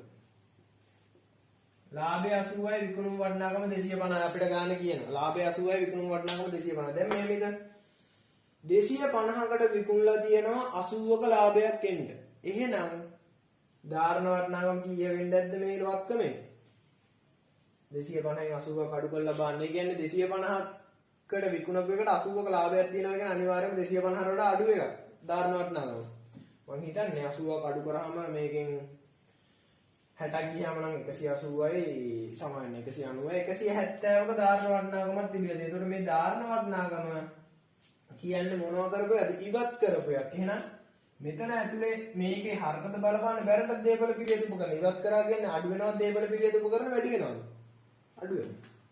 එහෙනම් ඉවත් කළ වත්කමේ ධාරණ වටිනාකම කීයද? 170. අනිත් එක අපිට මතකයි වර්ෂය තුල ෂෙයා තිබ්බ රුපියල් 35000.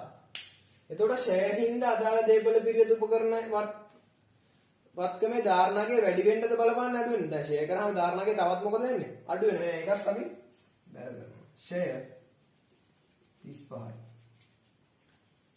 හරි. බලමු ඊට අමතරව තව මොනවද තියෙන්නේ කියලා.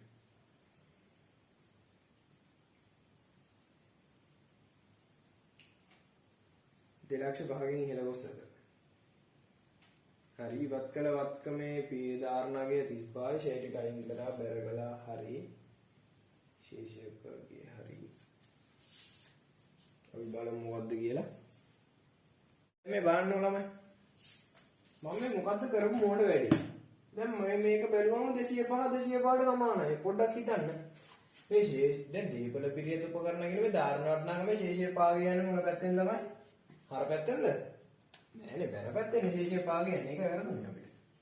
ශේෂය පාගේ හර සමාන 205යි. දැන් මේ ටික එකතු කරන්න. මේ ටික එකතුවට ඊට සමාන වෙනවා මිලදී ගැනීම.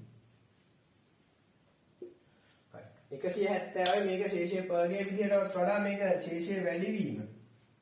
වසර තුල වැඩි වීම කියන එක විදිහට ගන්න. මෙතන ඒතකොට එකතු වෙනවා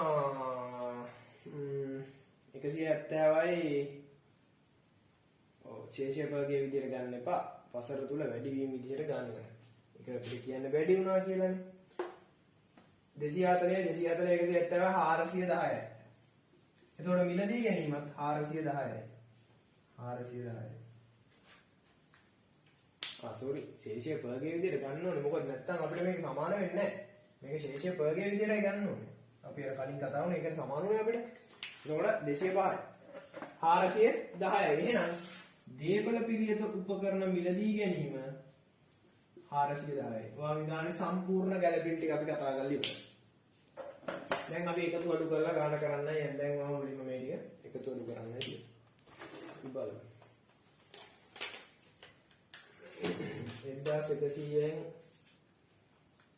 1100න් අඩු කරන්න ඕනේ 625ක්. 375යි. 375න් අඩු කරන්න ඕන 95ක්.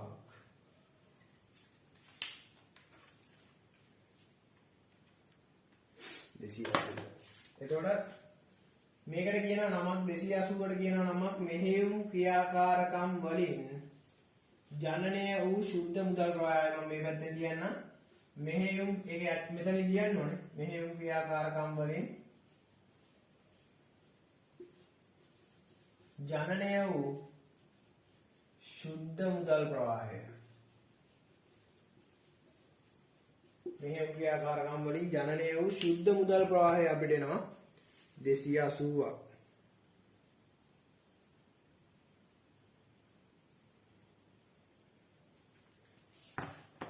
280. අපි කොහොමද තාය එකතු අඩු කරලා බලමු. මගේ එකතුන් මට ඒ තරම් විශ්වාසයක් තියෙනවා. ඊටමත් හොඳ තත්ත්වයක ඇති කියලා. අපි ආයෙ කොහොමදත් එකතු කරලා බලමු. 1100න් අඩු කරනවා 580. ඒකෙන් අඩු කරනවා 45. ඊටමත් හොඳයි. එකතු හරියටම හරි. මේක එකතු 375 නෙමෙයි 475. මේකෙන් අඩු කරා වෙන්නේ නම් 380. මේ විද්‍යාකාරකම් ඉන්නේ සුදු කරලා කැල්ලෙන්වත් හරියට කරලා නැහැ. එතකොට ඊළඟට 410 තියෙන ඍණාගේ ඍණ 160 භාගයක් එන්නේ. එතකොට මේ එන ඍණ 160ට අපි කියන්නේ මෙන්න මේකට අපි කියනවා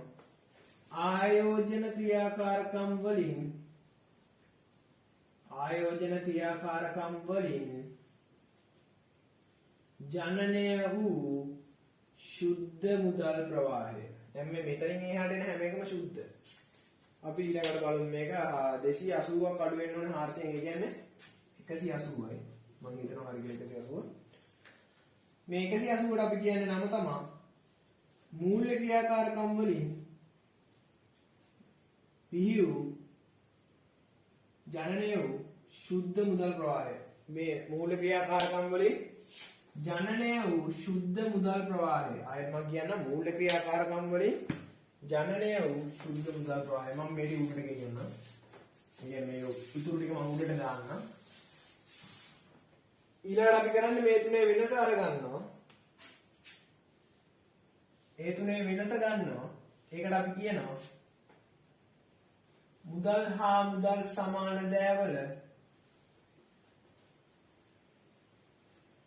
වෙනස් වීම සුද්ධ වෙනස් වීම කියලා කියන්න පුළුවන් අපිට. එතකොට මෙතන ධන 180 ඍණ 160යි කියන්නේ ධන 20යි 400ක වෙනසක් එන්නේ. 400ක ධන ශේෂයක් එනවා අපිට. ඊළඟට අපි කරන්න ඕනේ මේ ගානේ අනුව මට 180 පොඩ්ඩක් ඉන්න කොහෙන්ද මේ ගාන්න මම එකතුන් වල හොද කරමු. 120යි මෙතෙන් එන ශේෂය. එකතු කරන්න බෑ ගණන් පන්තියක් යන ඕලෙවල් වල. ඍණ 40 කියන්නේ මෙතනින් ආය ධන 380යි. ධන 380 ඍණ 160ක් ගියාම 220යි. 220ට 140ක් එකතු වුණාම 120ක් එකතු වුණාම 340යි. මුදල් හා මුදල් සමානද වෙනස් වීම 340. ඒ කියන්නේ අර මෙහෙයුම මූල්‍ය ආයෝජන වල ආපු තුනේ සමස්ත එකතුන් ටික. එතකොට 340ට කරන්නේ ආරම්භක මුදල් හා මුදල් සමාන දෑ එකතු කරනවා. ආරම්භක මුදල් හා මුදල් සමාන දෑ. ආරම්භක මුදල් හා මුදල් සමාන දෑ අපි බලමු. මම ඒ ටික මැකුවා ගාන කීයද කියලා තියෙන්නේ. ගාන තියනවා ළමයි 120ක්. 120ක්. මේකට අපිට කියන්නවා මුදල් හා මුදල් සමාන දෑ වල වෙනස් වීම ගත්තට හොඳයි. මේකට කියන කාලච්ඡේදයේ මුදල් හා මුදල් සමාන දෑවල සුද්ධ වැඩිවීම. කාලච්ඡේදයේ මුදල් හා මුදල් සමාන දෑවල සුද්ධ වැඩිවීම. එතකොට මෙතන අපිට ආව 120ක් ආරම්භක ශේෂය. එතකොට ඔක්කොම 460යි. මේක අවසාන දිනට මුදල් හා මුදල් සමාන දෑ. මේකේ තේරුම තමයි අපි හැදුවේ මේ ගාන 2019 331 දිනට 2019 331 වෙද්දී ව්‍යාපාරයේ තියෙන මුදල් හා මුදල් සමාන දෑ. ව්‍යාපාරයේ තියෙන මුදල් හා මුදල් සමාන දෑ. කවදාද 19 331 වෙද්දී. හරි අපි ඍජු ක්‍රමයේ සම්බන්ධයෙන් සම්පූර්ණයෙන් කතා කරා. මේ වෙද්දී ඔයාලට හොඳ අවබෝධයක් තියෙනවා ඍජු ක්‍රමයේ පිළිබඳව. අපි ඊළඟ වීඩියෝ එකකින් කතා කරමු වක්‍ර ක්‍රමය ගැන. හැමෝටම ජය ප්‍රාර්ථනා කරනවා. ඒ වගේම හැමෝටම තෙරුවන් සරණයි.